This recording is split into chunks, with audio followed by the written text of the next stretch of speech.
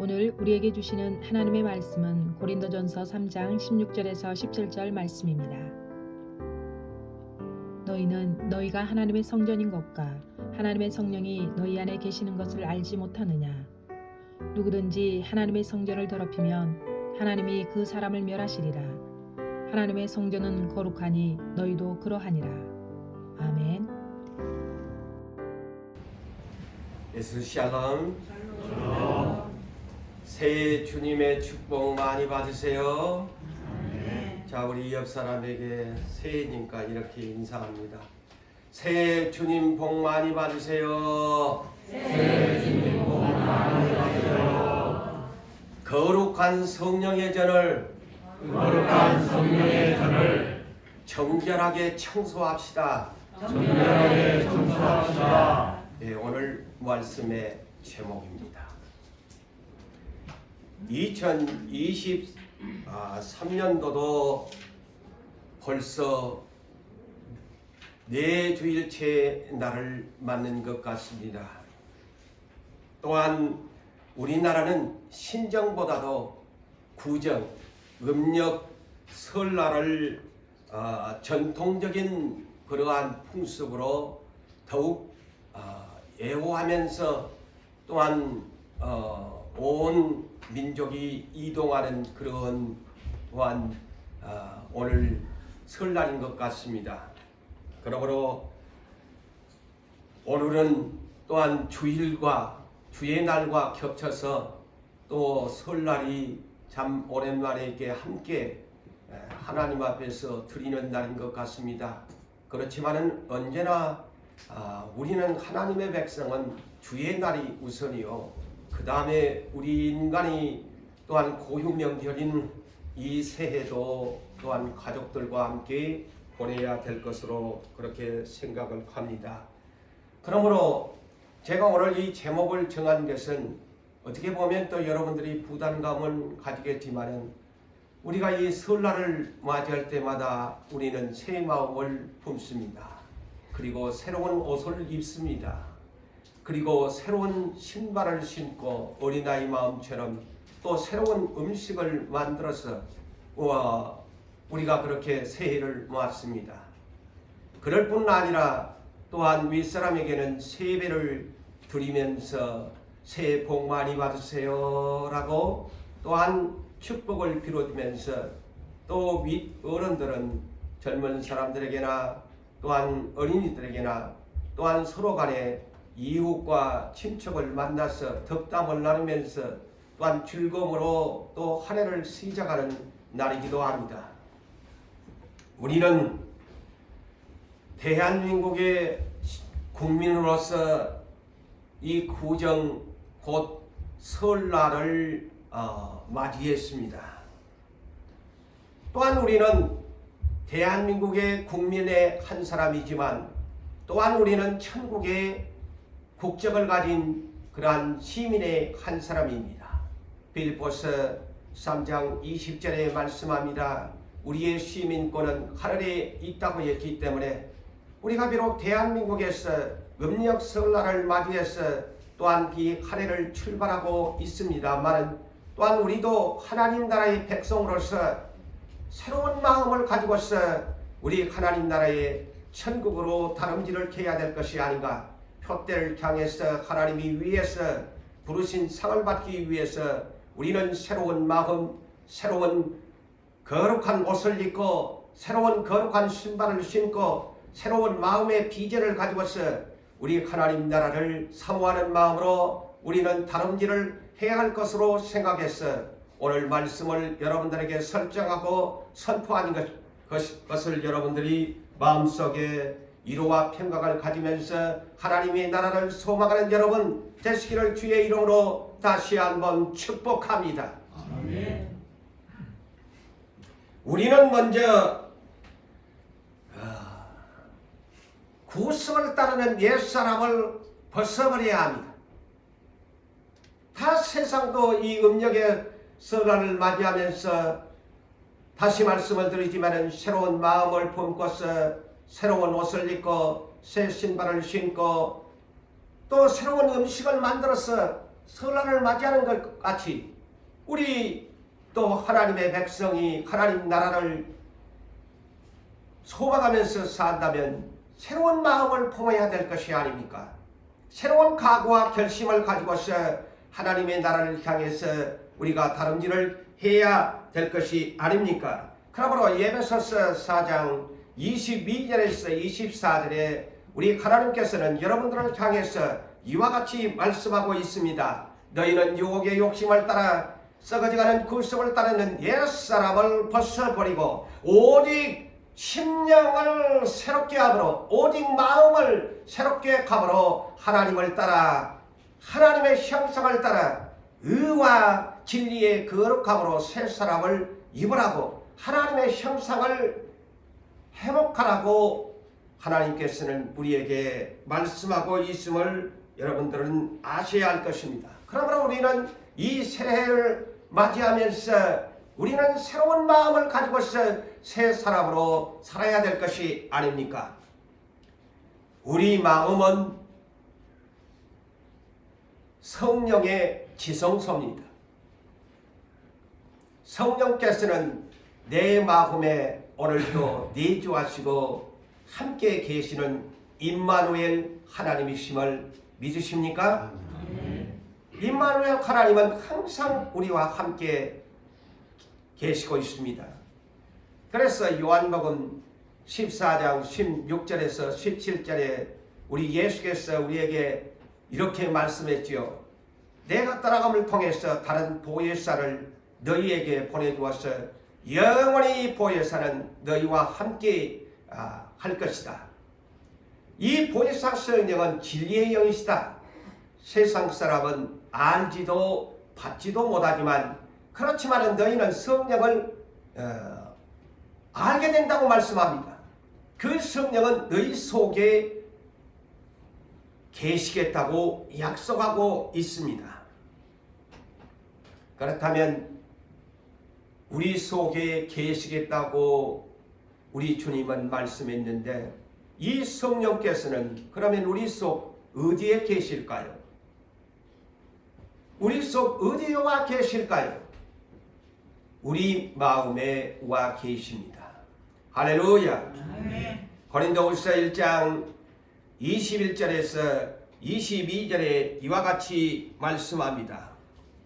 우리에게 기름을 부으사, 우리에게 기름을 부으신 하나님께서 또한 우리에게 성령을 보내셔서 인을 치시고 도장을 찍으시고, 인쳤다는 말은 도장을 찍으시고 보증으로 우리 마음에 성령을 주셨느니라. 보증. 여러분들이 은행에 가서 대출을 받으려면 때로는 어떠한 것을 얻고자 한다면 보증인이 필요합니다. 마찬가지로 우리 하나님께서 우리에게 생명의 보증이 되신 분이 성령님이십니다. 그래서 노아서 8장 1절에서 2절에 이와 같이 말씀하시지요. 그러므로 이제는 예수 그리스도 안에 결코 정죄함이 없나니 생명의 성령의 법이 죄와 사망에서 법에서 너를 구원하였습니다. 해방하였습니다. 할렐루야. 할렐루야. 감사하시기를 바랍니다. 우리 하나님께 감사하세요. 성령께서는 생명의 성령의 법에 보증이 되시는 영이십니다. 얼마나 감사합니까? 생명의 보증이 되시는 영으로 우리 마음에 와 도장을 찍으시고 계시다는 것입니다. 그러므로 우리는 나의 생명의 법이 되시는 성령, 보증의 영이 되시는 이 생명의 보증 되시는 영, 우리는 언제나 성령님을 모시고 살면서 성령님을 즐겁게 해야 됩니다. 성령님을 기쁘게 해드려야 합니다. 성령님을 근심시키면 아니 되는 것입니다. 에베소서 4장 30절에 그래서 우리에게 주의를 주고 있습니다. 하나님의 성령을 근심하게 하지 말라고 말씀합니다. 너희의 생명을 위해서 도장을 찍어주시고 나의 마음에 와서 보증으로 계시는 이 성령님을 기쁘게 드려야 됩니다. 즐겁게 드려야 됩니다. 그분을 염려하게 만들고 그분을 근심하게 만들면 아니 되는 것입니다. 왜 하나님의 성령을 근심하게 하지 말아야 하느냐? 구원의 날까지, 내가 저 천국에 가는 날까지 인치심을 받았다고 말씀합니다. 내가 지금 완전히 구원을 받는 것이 아닌 것입니다. 우리는 천국에 가야만이 완성의 구원을 받는 것입니다. 그러기 위해서 생명의 보증이 되시는 성령께서 오늘날 내 마음에 와 계신다는 것을 여러분들은 아셔야 합니다. 여러분, 우리는 노아 시대의 홍수의 심판을 너무나 잘 압니다. 그때에도 하나님께서는 하나님의 백성들에게 성령을 모두 다 부어주셨습니다. 그런데 성령을 부어주셨는데도 불구하고 노아 시대의 모든 사람들은 부패하고 타락했습니다. 그래서 하나님께서는 성령을 모시고 살아가는 백성들이 죄로 더불어서 타락하니까 하나님의 성령을 무척이나 근심시키고 만 것입니다. 그래서 하나님께서는 홍수의 엄청난 대인류의 멸망을 결심하시고 창세기 6장 3절 이하에 이와 같이 하나님이 결심하십니다. 어떤 하나님께서 결심을 하셨을까요? 내가 하나님의 성령을 사람의 육체 가운데 영원히 떠나게 만들어버릴 것이다. 하나님의 무서운 이 결심을 여러분 아십니까? 하나님이 마음을 돌이키시면은 누가 그 마음을 돌이킬 수 있습니까? 오직 하나님과 동행한 노아의 가족만이 유일하게 구원을 받았습니다. 여러분, 구원 안일하게 생각하시면 아니 됩니다. 그 시대에 노아의 가족만이 구원을 얻었다는 것을 성경에 기록하여 경각심을 일으키게 만들고 있는 것을 아셔야 합니다. 왜 하나님께서 육체 안에 성령을 부어주셨는데 그들에게서 영원히 떠나게 할 것을 결심하셨을까요? 사람의 죄악이 세상의 가득함과 사람의 마음으로 생각하는 모든 계획이 항상 악할 뿐임을 보시고 일곱 눈으로 보시고 항상 마음속에 더러운 생각을 품고 있는 것을 하나님께서 보시고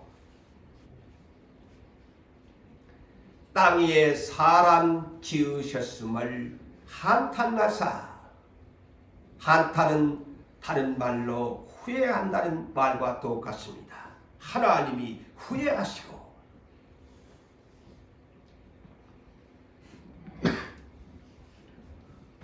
하나님이 마음에 근심하셨대요. 그래서 에베소서 4장 30절에 누가 근심하느냐? 하나님의 성령이 근심하셨다는 말씀이에요.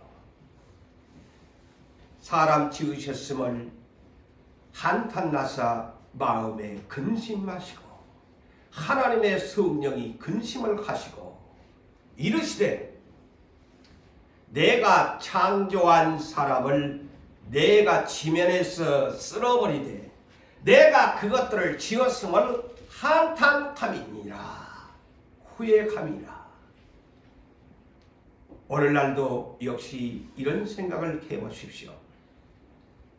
내가 성령님을 모시고 사는데 내가 하나님의 뜻대로 생각하지 살지 아니하고 언제나 내 마음이 더럽고 추한 생각으로 가득 차고 세상적인 것으로 가득 차면 얼마나 하나님께서 나를 보고서 근심하신다는 것을 생각해 보신 적이 있습니까?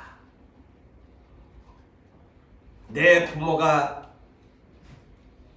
나를 자식을 낳아서 훌륭하게 건강하게 정말 허물없이 세상에서 떳떳하게 살아가기를 바라고 있는 부모지만 자식이 그 뜻대로 살아가지 아니했을 때 얼마나 부모는 마음에 근심하고 염려합니까? 마찬가지입니다.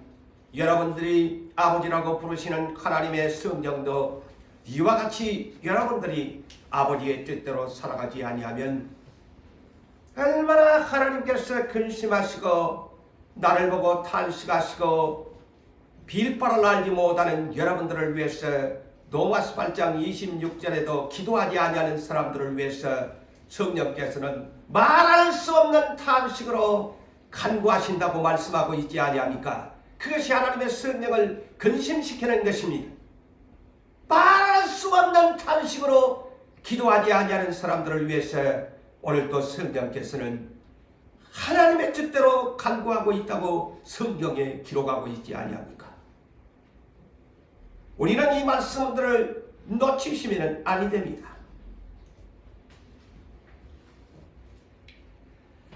여러분, 오늘 본문은 신약시대의 바울 사도를 기록한 하나님의 성령을 근심하지 말게 하고 하나님의 성령을 더럽히면 안 된다, 너 멸함을 받는다고 기록하는 말씀이나 구약시대의 노아시대의 홍수의 심판을 통해서 하나님의 성령을 떠나가게 만들고 그들을 하나님께서 홍수의 심판으로 멸장하는 것을 보는 신약시대나 노아시대나 신구약은 똑같은 일반의 말씀입니다. 여러분, 구약시대만 홍수의 심판을 했다고 착각하지 마세요. 오늘 본문은 어떤 말씀이에요? 신약시대에 기록한 하나님의 선택한 백성들에게 너 성령 받고 살지, 너 예수 믿지, 그렇지만은 네 안에 성령을 근심시키고 탄식시키면 너 성령의 전을 더럽히면 너 멸함을 받으리라. 오늘날 살아가는 성도 여러분들이요, 누가 예수 한 번 믿으면 영원히 천국 간다고 그렇게 가르칩니까? 그런 목사가 어디 있습니까? 그런 교육자가 어디 세상에 있는가 살펴보세요. 성경을 똑바로, 그거는 복음의 씨를 뿌릴 때에 가능한 것이고 성장한 사람은 그 어릴 때 젖 먹는 방법으로 살아가면 아니 되는 것입니다. 오늘 신약 성경은 분명하게 네가 성령을 받고 하나님을 아버지라고 부르고 살아가지만, 예수를 주라고 시인하고 살아가지만 네 몸뚱아리는 성령의 전이야. 그런데 네 몸뚱아리 마음을 더럽히고 살면 너 멸하리라 합니다.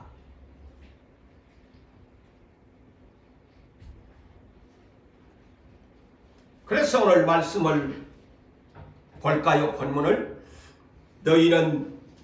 너희가 하나님의 성전인 것과 하나님의 성령이 너희 안에 계신 줄을 알지 못하느냐? 다 알지요. 이 자리에 모르는 분이 어디 있나요? 내 안에 성령이 계신 줄을 압니다. 성령이 계셔서 하나님을 아버지라고 부르고 예수를 주라고 시인합니다. 모두 다 잘 알고 있습니다. 그렇지만 누구든지 하나님의 성령을 더럽히면 하나님이 그 사람을 멸하리라. 하나님의 성령이 너희 육체 안에 계시는 성령이 거룩하니 너도 거룩해야 된다. 정화해야 한다. 하나님은 죄가 없으신 분이 네 안에 계시는데 너도 죄가 없어야 될 것이 아니냐. 고린도전서 6장 19절과 20절에도 이와 같이 말씀합니다. 너희 몸은, 따라합니다, 내 몸은 내 몸은 하나님의 성령의 전입니다. 하나님의 성령의 전입니다. 믿습니까? 아멘. 거룩하신 하나님의 거룩한 영, 내 마음에 도장을 찍으시고 생명의 보증이 되시는 성령님이 와 계십니다. 그래서 여러분은 거룩한 몸입니다. 세상 비그리스도인들과 함께 여러분들의 가치는 다릅니다. 너희 몸은 너희 하나님께로부터 받은 바, 너희 가운데 계신 성령의 전인 줄을 알지 못하느냐. 다시 말씀한, 너희는 하나님께로 은혜로 받은 몸이다. 그러므로 성령의 전인 줄을 알지 못하느냐. 너희는 너희 자신의 것이 아니니라. 자, 여러분 것이 아니되요 값으로 산 것이 되었으니, 어떤 값으로? 어린 양 보혈의 십자가의 보혈의 피값으로 여러분을 예수가 샀습니다. 값으로 산 것이 되었으니, 그런즉 너희 몸으로 하나님께 영광을 돌리라. 아멘. 아멘. 여러분의 몸을 거룩하게 보존하여 하나님께 영광을 돌리라고 말씀하고 계십니다.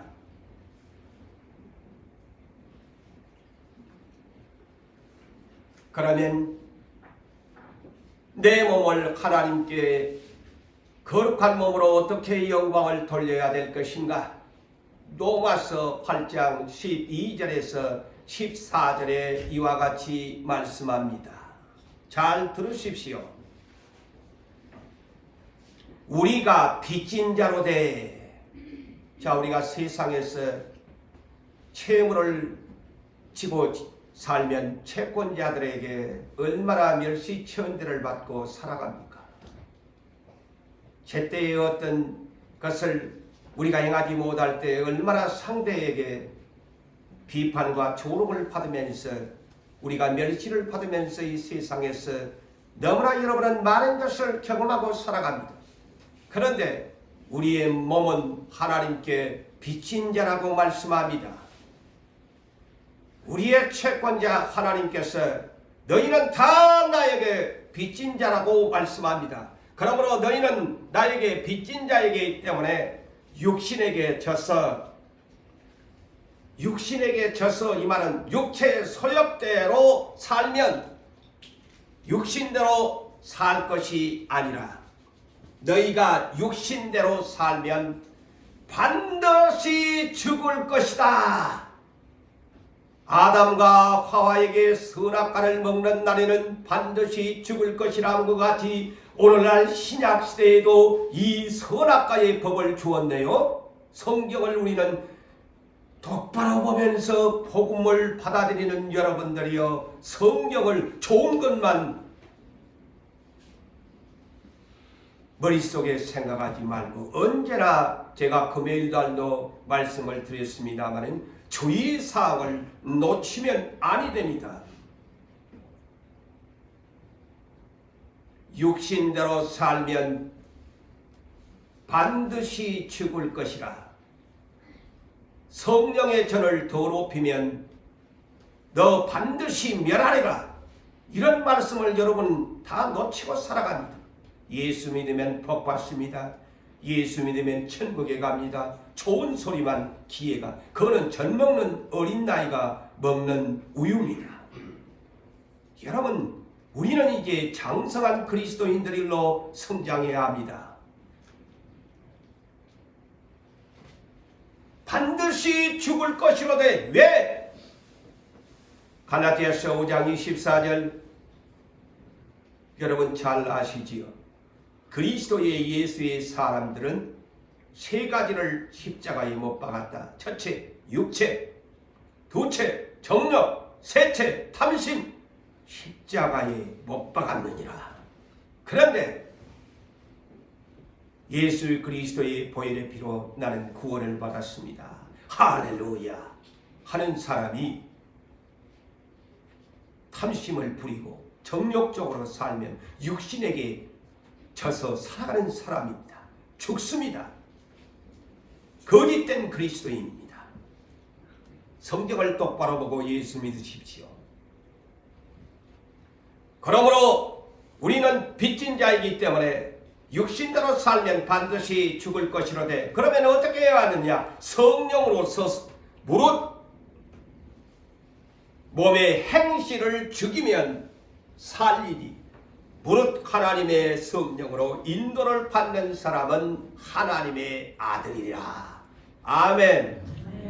그래서 여러분은 성령 받기를 날이면 날마다 충만받기를 위해서 기도해야 되는 것입니다. 성령께서 나에게 컨트롤을 하지 아니하면 나는 육으로 살아갈 수밖에 없습니다. 그래서 성령은 어디에나 성령 충만 받아라, 기도해서 성령을 받으라고 하는 것입니다. 노아시대 전에도 다 성령을 받은 사람들이에요. 그런데 왜 성령이 따라갑니까? 육신대로 사니까. 육신대로 사니까. 이거는 성경에 감추인 비밀을 알아야 돼요. 예수 그리스도가 마귀에게 3번을 이길 수 있는 방법이 뭐였나요? 성령으로서 몸의 행실을 죽였기 때문에 예수께서 마귀의 3가지의 육체의 소욕의 시험을 이길 수가 있었습니다.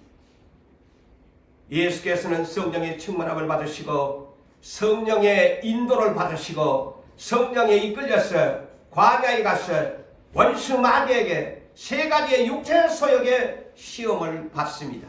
그렇지만은 성령이 충만하시니까 성령이 그 안에 역사하시니까 마귀의 시험을 다 물리시고 그 몸의 행실을 죽임으로 예수 그리스도는 승리하신 것입니다.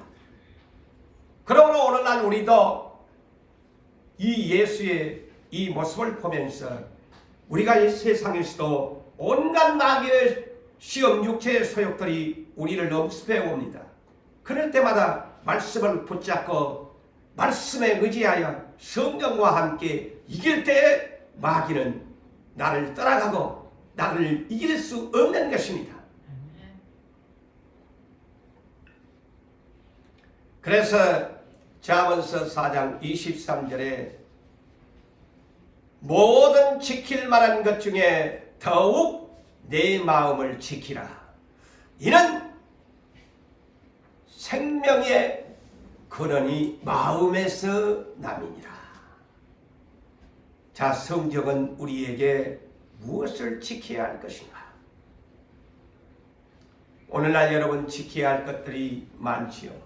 나라도 지켜야 되고 기업도 지켜야 되고 가정도 지켜야 되고 여러분 자신도 지켜야 되고 여러분 가족도 지켜야 되고 여러분 재물도 지켜야 되고 지켜야 할 건 많은데 성경은 더욱 지켜야 할 것이 네 마음을 지켜라.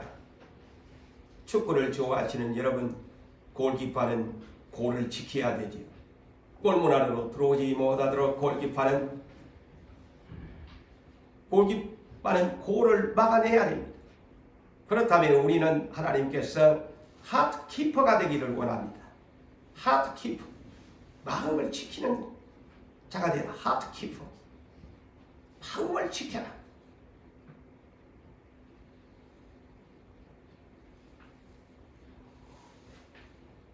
왜 마음을 지켜야 할까요? 생명의 근원이 마음에서 난다고 아주 대단히 중요합니다. 그래서 에레미야 17장 9절에 만물보다 거짓된 것, 세상에 많고 많은 만물보다도 거짓된 것, 심히 부패한 것이 마음이라 그렇기 때문입니다. 심히 부패하고 냄새나고 썩은 것이 뭐냐? 사람의 마음이란다. 그래서 네 마음을 지켜야 된다.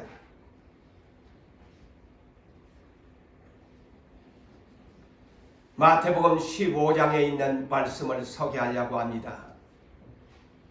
어느 날 예수께서 제자들을 데리고서 밀밭 사이로 거닐고 있을 때에 그것도 안식일 날 그랬죠. 또한 또 그런 일들이 만일 비일비재했던 사건들이 있습니다. 어느 날 또 제자들이 예수님과 있을 때에 손을 씻지 아니하고 음식을 먹었습니다. 이것을 보고서 바리새인들과 서기관들, 외식의 대명사들이지, 겉모양만 굉장히 사람들에게 보이려고 단장했던 대표적인 사람들인데 이 사람들의 눈에 띈 것입니다. 그래서 제자들을 정죄했습니다. 왜 손을 씻지 아니하고 음식을 먹냐? 오늘날 코로나 참 이런 팬데믹 현상 속에서 참 손을 씻지 아니하고 먹으면 당연하니 모두가 말할 수밖에 없지요. 그런데 예수께서는 이들을 향해서 이와 같이 좋은 말을 했을까요? 아닙니다. 외식하는 자들아 됐어요. 도리어 외식하는 자들아, 이사야가 너희에 관하여 잘 예언하였도다. 일러스되 이 백성이 입술로는 나를 공경하되 마음은 내게서 멀도다.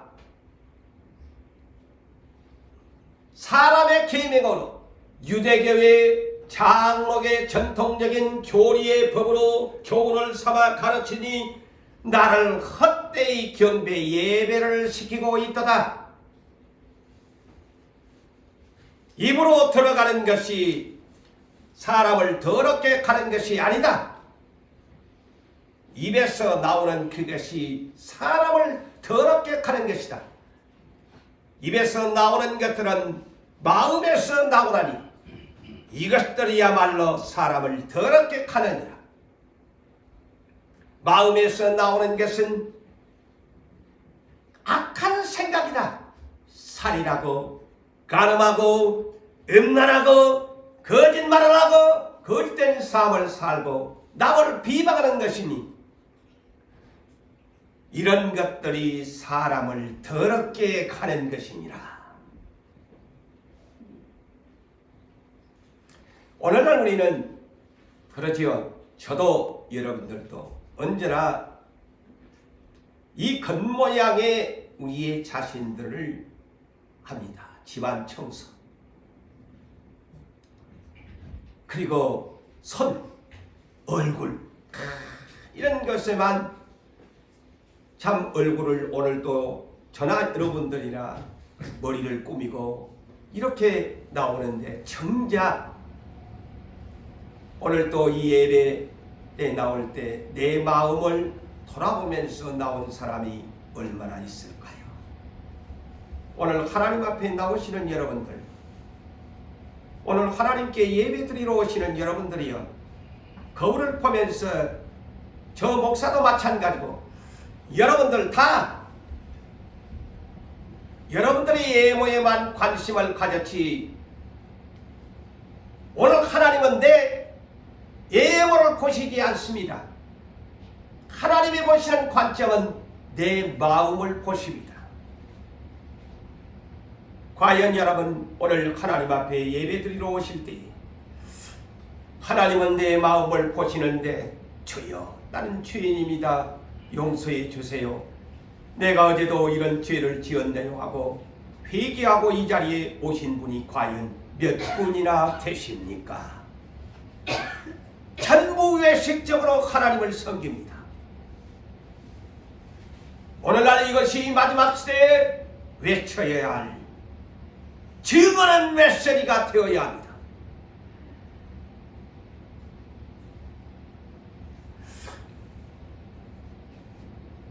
여러분 마태복음 23장 1절에서 39절 무려 39절에 이르는 마태복음 23장은 그 온유하시고 겸손하시고 사랑이 충만하시고 십자가를 지시고 나를 대신하여 죽으셨던 예수님이셨지만 마태복음 23장 이 전체는 외식하는 바리새인들과 서기관들을 향해서 저주의 질타를 퍼붓는 성경의 장을 놓치시면 아니 됩니다. 누가 이 성경을 읽나요? 누가 이 마태복음 23장을 읽으시나요? 저주의 메시지를 들으려고 하는 사람이 얼마나 있나요? 다 여러분 복 받습니다. 행복하십시오. 건강하십시오. 이런 메시지에는 귀가 열리지만 저주의 메시지를 읽고서 내 마음을 고치려고 하는 사람이 얼마나 있나요, 여러분?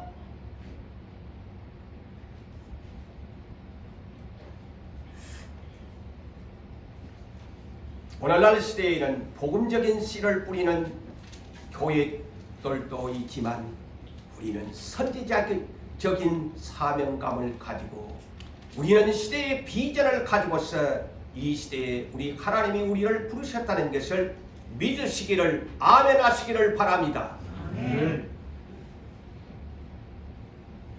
자, 예수님이 외식하는 바리새인들 겉모양만을 그들은 뭡니까? 다른 말로 사람에게 보이려고 하나님을 믿어요. 사람에게 보이려고 겉모양을 단장했습니다. 사람에게 보이려고 기도했습니다. 사람에게 보이려고 구제했습니다. 사람에게 보이려고 그들은 가운을 입고 시장에서 물 안 받기를 원하고 존경 받기를 원했습니다. 목사님, 아이고 장로님,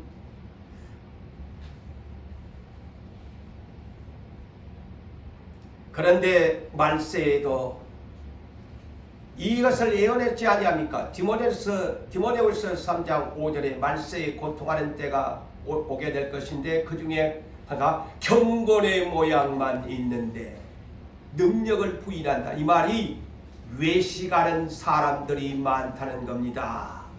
마지막 때에 교회는 외식하는 그리스도인들로만 가득 찹니다. 목사도 장로도 권사도 집사도 교육자들도 사람에게 보이려고 예수 믿어요. 사람에게 보이려고 예수 믿어요. 사람에게 보이려고 교회에 나와요. 사람에게 인간의 관계 넓히려고 교회에 나와요. 명예 얻으려고 교회에 나와요. 목사, 장로, 감투 쓰려고 교회에 나와요.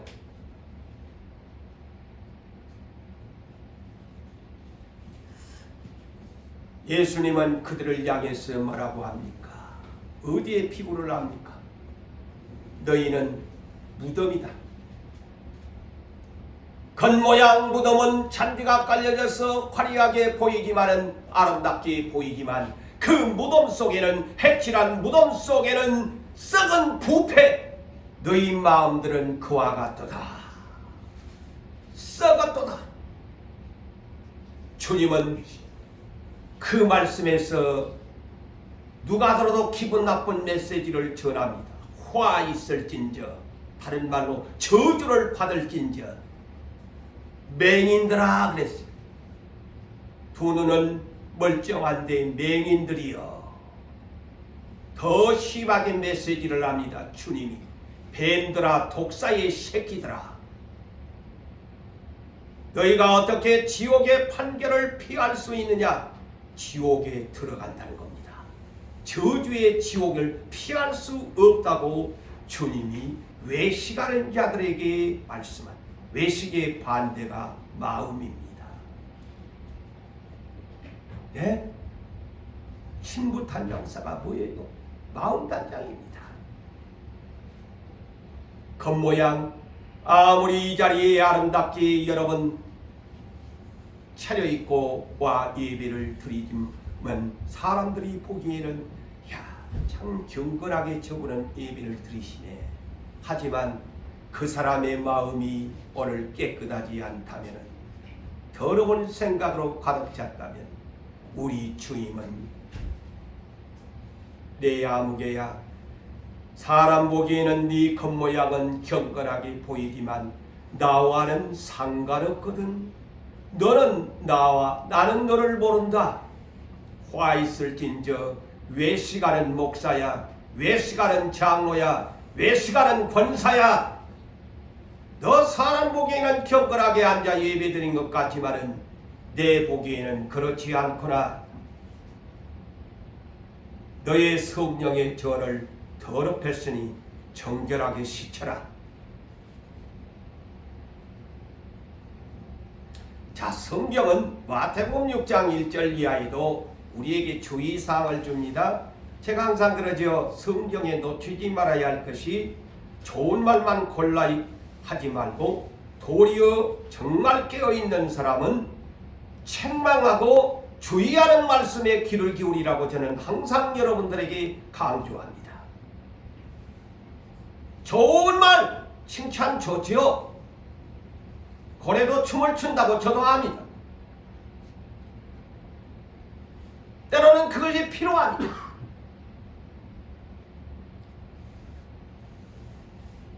그러나 칭찬도 너무 많이 하다면 사람이 그 상대가 인격이 아니 되면 오만해지고 교만해집니다. 하나님은 당신의 의인들을 분명하게 은혜를 주고 나서는 분명히 그들에게 무엇을 줍니까? 고난을 줍니다. 왜? 자고하지 못하도록. 사도 바울 같은 사람은 위대한 사람이지만 육체에 가시를 주어서 교만하지 못하게 합니다. 자랑하지 못하게 합니다. 칭찬은 때로는 필요하지만 칭찬이 지나친다면 사람의 인격 수양이 아니 되면 교만하게 돼버리고 마는 것입니다. 아무리 은사를 탁월하게 받았을지라도 여러분, 왜 우리를 이와 같이 낮추실까요? 교만할까 싶어서 그렇습니다. 왜 고정훈 목사를 이렇게 오래도록 낮추실까요? 교만하지 못하게 만드시려고 하는 것입니다.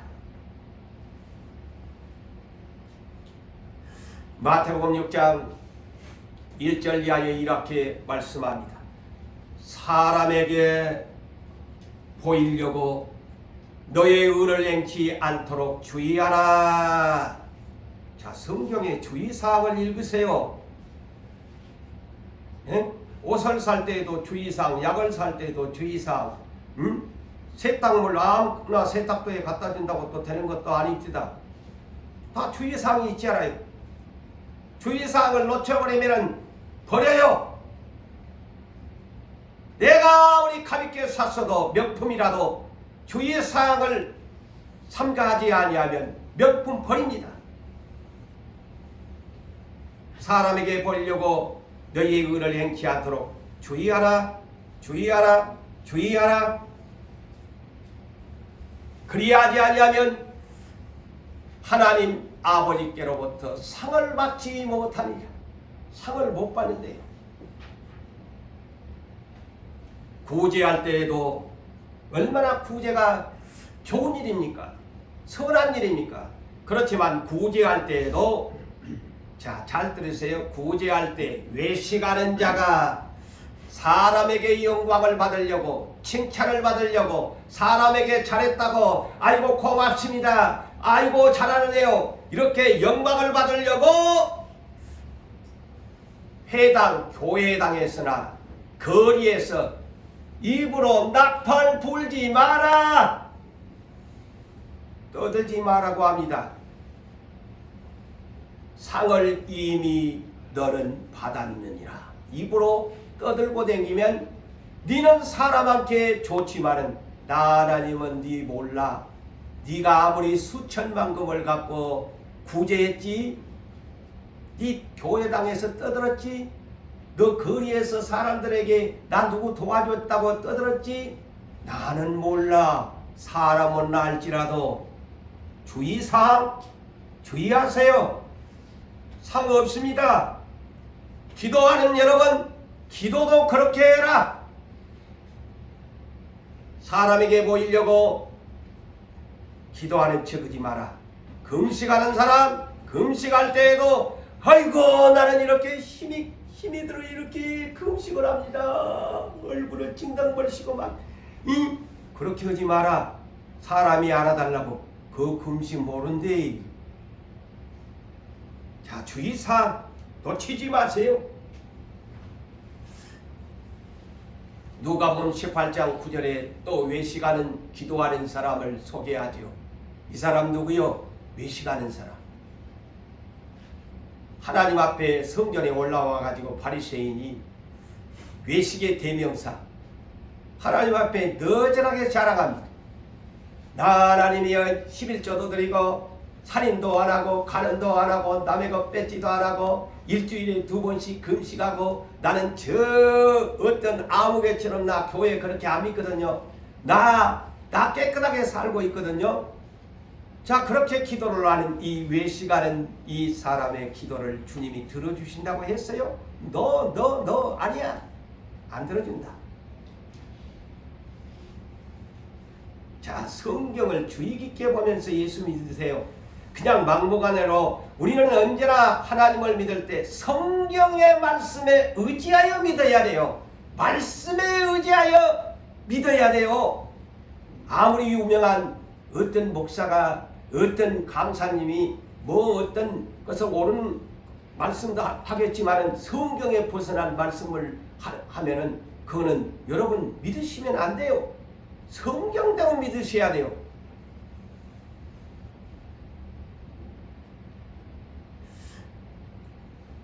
하나님은 예모를 보지 않습니다. 자, 여러분 주의사항 따라합니다. 자, 따라합니다. 하나님은 나의 예모를 보시지 않습니다.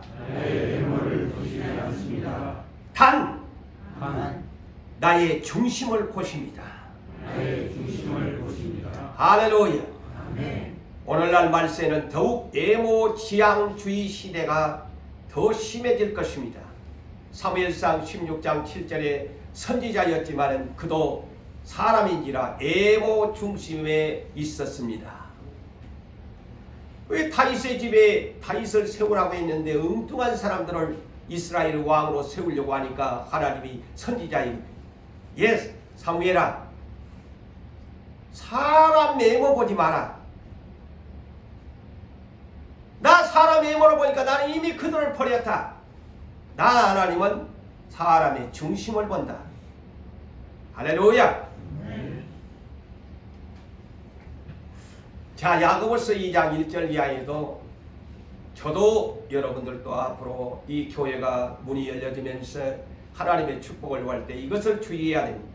절대로 교회는 예모를 보지 말아야 합니다.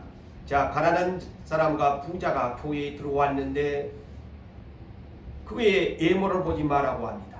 아름다운 옷을 입고 손에다가 금가락지를 끼고 오니까 안내위원들이 어서 오세요. 안내위원들이 오늘날 조심해야 돼요. 저 자기가 앉으세요. 쪼까 좀 높은 사람이 오니까 막 아이고 어서 오시라고, 어서 오시라고. 대통령께서 오시니까 막 어서 오시라고. 장관 시장님이 오시니까 어서 오시라고. 아이고 앉으세요. 근데 가난한 맹이가 오니까 당신의 발밑에 저가 앉든가 말든가 아예 관심도 안 주고. 절대 그렇게 차별하면 안 된다. 성경은 그렇게 가르칩니다. 네? 성경은 그렇게 가르칩니다. 예모 보지 마라. 비록 그가 가난해서 별 볼 일 없는 남루한 옷을 입고 올지라도 오히려 그 사람이 천사가 될 수가 있다 이 말이죠.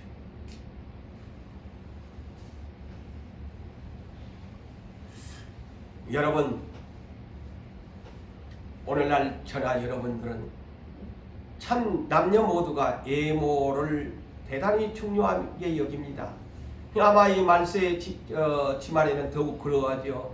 더욱 어떤 옷도 명품 브랜드, 또 어떤 우리들이 가지고 있는 모든 것, 몸에 걸친 것, 이왕이면 명품 브랜드를 선호하게 될 것이고, 또 더 예뻐지기 위해서 의사를 찾아서 성형도 하게 되어지고, 좋은 화장품, 또 좋은 옷, 좋은 신발, 예모에 저 역시도 마찬가지로 그렇게 살아가는 인생이 틀림이 없습니다.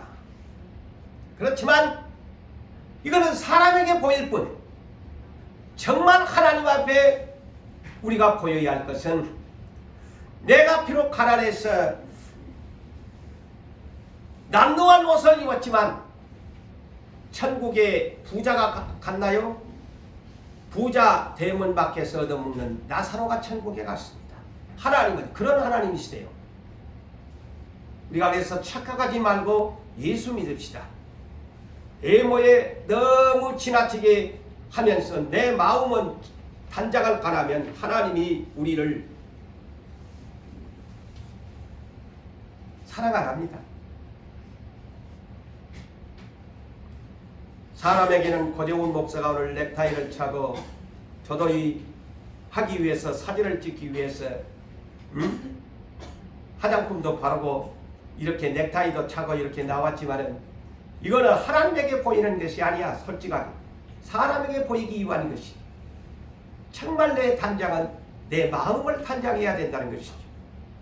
앞으로 우리는 예배 드리러 올 때마다 하나님 마음을 먼저 한번 돌아보면서 예배에 참석하십시오. 내 마음이 깨끗한가? 전부 예배에만 막 바쁘게 단장하다가 막 교회로 쫓아옵니까? 하나님이 볼 때는 아휴, 누구 권사는, 누구 장로는, 누구 목사는, 누구 집사는 저기 와서 앉아있는데 애모는 이쁘고만 참 마음은 더럽다. 이렇게 하나님이 생각하시면 입장 바꿔서 한번 보면 끔찍한 일이 아니잖아요. 끔찍합니다. 끔찍한 일이야. 자, 베드로전서 3장 3절과 4절에서 부부지간에도 이런 것을 성경은 가르칩니다. 부부지간에도 자, 남편에게 아내가 어떻게 해야 되느냐? 너의 단장은 머리를 꾸미고 금을 차고 액세서리로 목걸이도 하고 귀걸이도 하고 이 팔목에도 이렇게 하고 금을 차고 이 성경가 있네. 이 액세서리를 차고 아름다운 옷을 입는 애모로 하지 말고 아내여 남편에게 이렇게 하지 말고 오직 마음에 숨은 사람을 속사람을 온유하고 안정한, 이 안정한이라는 말이 뭘까요? 그 축구선수 이름이 아니 안정한 하는 말은 정숙한 조용한 여자의 마음을 가지라. 온유한 마음을 가진 여자, 정숙하고 조용한 안정된 썩지 아니할 심령, 이것이 하나님 앞에 값진 것이니라.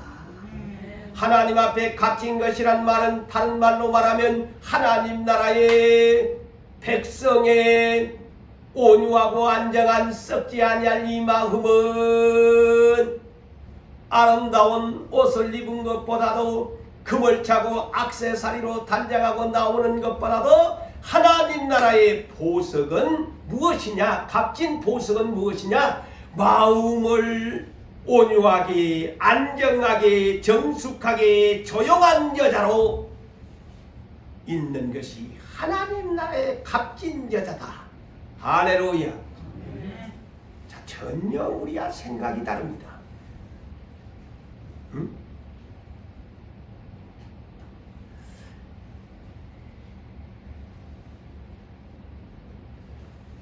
자, 우리는 이 말은 또 성경으로 영적으로 우리에게 우리의 남편이 누구요?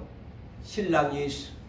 그렇다면 저나 여러분들은 다 아름다운 예모의 복장을 가지고 여러분들을 꾸미고 나와서 예배 드리는 것도 당연히 필수적인 조건이지만 온유한 마음, 조용한 마음, 정숙한 마음으로 신부로 와서 아내의 아름다운 마음으로 와서 나 앞에 예배드리라, 그 말입니다.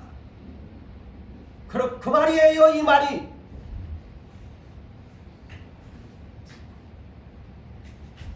성도 여러분, 우리는 오늘 설날입니다. 주의 날이면서도 설날인데 애모적으로 새로운 마음, 새 옷, 새 신발 새로운 음식으로 오늘 하루도 우리가 즐거운 마음으로 가족들과 친척들과 이웃과 즐거운 새해를 맞이합니다마는 우리는 하나님 나라의 백성이니 우리의 마음을 정화시킵시다. 우리의 마음을 깨끗하게 정화시킵시다. 다윗은 그것을 알아요. 그래서 다윗이 하나님 마음에 합한 사람, 내 뜻을 다 이룰 사람이라고 하나님이 칭찬했지요. 시편 51편 10절과 11절에도 다윗은 이런 기도를 합니다. 나에게 정한 마음을, 깨끗한 마음을 주시옵소서. 과연 우리는 기도할 때 살려주세요, 돈 주세요, 나를 건져주세요, 이 기도는 잘하는데 저야 나에게 깨끗한 마음을 주십시오라고 기도한 적이 몇 번이나 있습니까? 몇 번이나 있으세요? 몇 번이나 있으세요? 그런 기도를 한 지가. 다윗은 나에게 정한 마음으로 나에게 정직한 마음을 나에게 주소서. 나를 새롭게 하소서. 나를 쫓아내지 마시고 성령을 나에게서 거두지 마소서. 자, 지혜로운 사람은 언제나 기도할 때 성령이여 내 마음을 씻겨 주시고 성령이여 내 안에서 떠나지 마시옵소서. 이 기도를 하는 사람이 지혜로운 사람이에요. 자, 여러분, 야고보서 1장 5절에서 누구든지 지혜가 부족하거든 하나님께 구하라고 합니다. 그렇다면 오늘날 우리는 세상의 지혜도 좋습니다만 하나님 나라의 백성의 지혜는 뭘까요? 솔로몬이 그 지혜를 구하다가 하나님 마음에 들어서 부귀 영화까지 덤으로 받았죠. 그러면 하나님 나라의 지혜가 뭘까요? 야고보서 3장 17절에 우리는 똑바로 성경을 봅시다. 정말 어떤 사람이 예수 믿는 지혜로운 사람인가? 오직 위로부터 난 지혜는 첫째는 그랬어요. 첫째는 성결하고, 할렐루야. 가장 지혜로운 사람이 하나님 나라의 어떤 사람이냐? 자기 마음을 성결하게 하는 사람이래요. 알았죠? 똑바로 알고 예수 믿읍시다. 어떤 사람이 지혜로운 사람인가? 그 다음이 화평이래요. 사이좋게 지내는 사람. 싸움박질하지 않고 화평. 그 사람이 지혜로운 사람이래요.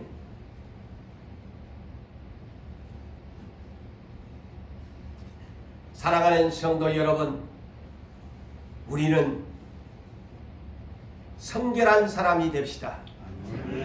마음을 깨끗하게 청소합시다.